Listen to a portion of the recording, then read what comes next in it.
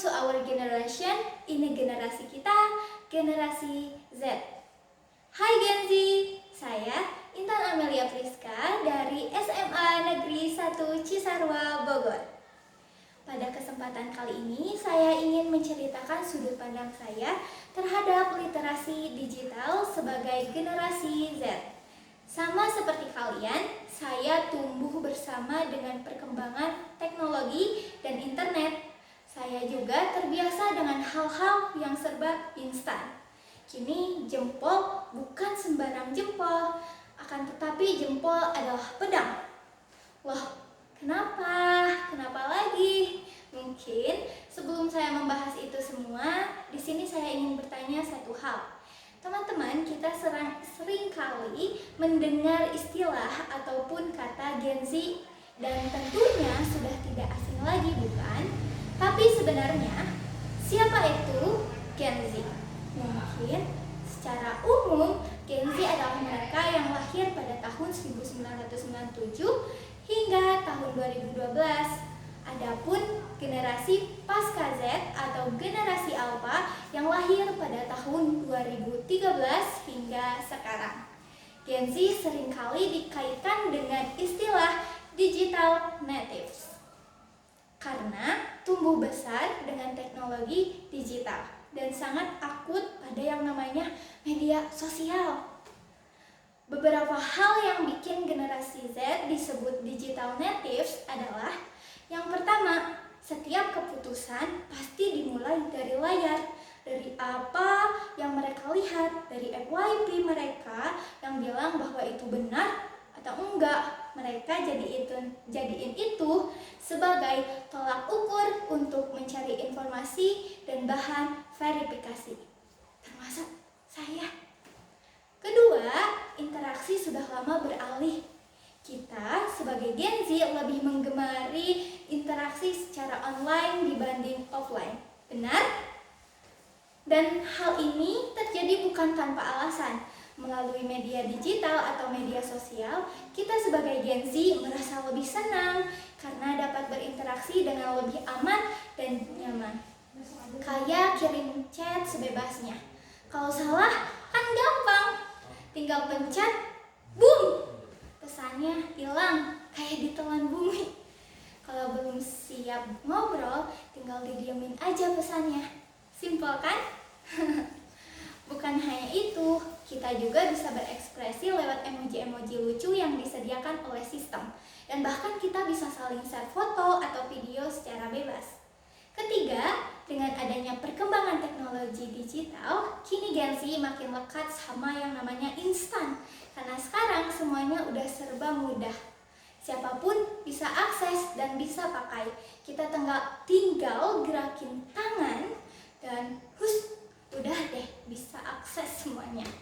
Contohnya, situs web dan aplikasi online like e-market, e-wallet, dan masih banyak lagi.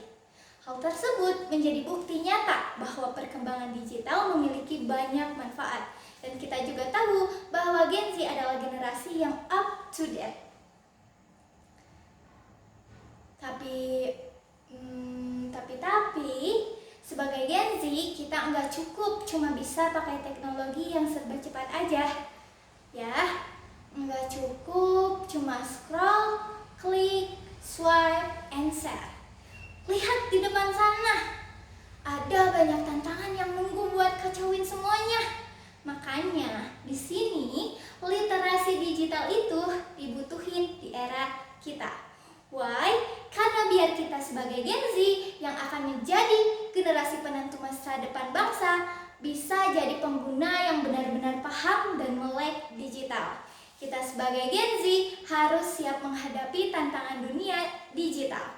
Bukan hanya soal bisa pakai dan akses aja ya, tapi soal berpikir kritis, cerdas, dan bijak dalam menggunakan teknologi dan terjun dalam dunia digital sebagai superhero. And how? Gimana caranya? Kita bisa jadi superhero melalui 4 pilar literasi digital yang biasa dikenal dalam modul Kominfo Siberkreasi dengan singkatan CAB. CABE. Tenang, bukan cabai rawit atau cabai keriting ya, tapi cakap, aman, budaya, dan etika. Cabai yang satu ini bisa bantu kita jadi generasi Z yang melek akan digital abis.